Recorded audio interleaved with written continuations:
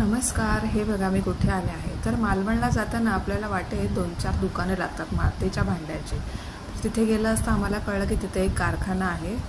त्या कारखान्याला व्हिजिट करायला आम्ही गेलो होतो.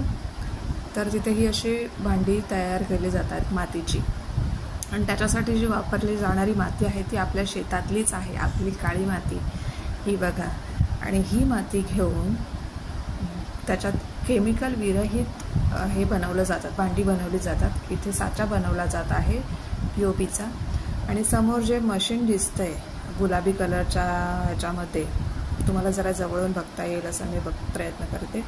हे जे गुलाबी कलरचं जागलेलं दिसतंय ते माती बारीक करायचं मशीन आहे. आणि हे बारीक झालेली माती ह्या समोरच्या मशीनमध्ये मळलं जातं आणि ते मळून झाल्यानंतर त्याला इथे म्हणजे दुसरीकडे हे जे साचा आणि दिसतंय आता त्याच्यामध्ये असं ठेवून त्याला आकार दिला जातो. म्हणजे त्याची खोली किती असेल, ग्लासची किंवा कशाची, हे याला कुल्हड म्हणतात.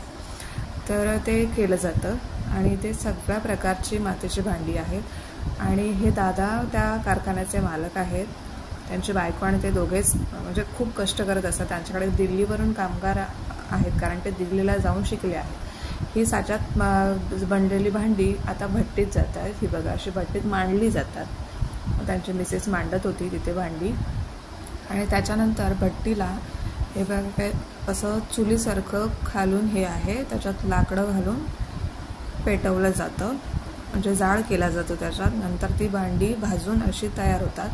तर आपण आता प्लास्टिकच्या कपातनं चहा वगैरे पिण्याऐवजी आपण हे चहासाठी वापरलं तर आपण आपल्यापासूनच सुधारणा करायला काय हरकत आहे. म्हणजे पर्यावरण पण चांगलं राहील सगळं. ही भांडी फेकले तरी मातीतच जाणार, ते प्लास्टिकसारखं राहणार नाही. हे बघा हे भिडा आहे.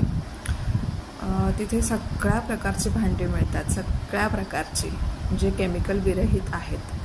आपण आता जेवणाच्याच ह्याच्यात बघा ना की म्हणतात की ॲल्युमिनियममध्ये जेवण केलं तर असं होतं तसं होतं. तर मातीपासून सुरुवात करायला काय हरकत आहे आपल्याला. ही कढई आहे, कढई, ताटं, मोठमोठे टोप, परत माठ, पाण्याचं माठ, ते तांब्या, ग्लास, कुल्हड सगळं काही इथे मिळतं. तर तुम्ही कधी मालवणला जाताना भांडी तुम्हाला घ्यायची असतील तर शेखर यांच्याकडूनच घ्या. तुम्हाला ते लोक सांगतील त्या दुकानात की मी त्याची बहीण किंवा त्याची कोणी काकू, मावशी, मामी कोणी, तर तुम्ही शेखर यांच्या या कारखान्याला व्हिजिट द्या आणि तिथूनच घ्या भांडी. तुम्हाला चांगल्या दरात मिळतील. हे विडी आहेत, कढया आहेत, सगळ्या प्रकारची भांडी आहेत.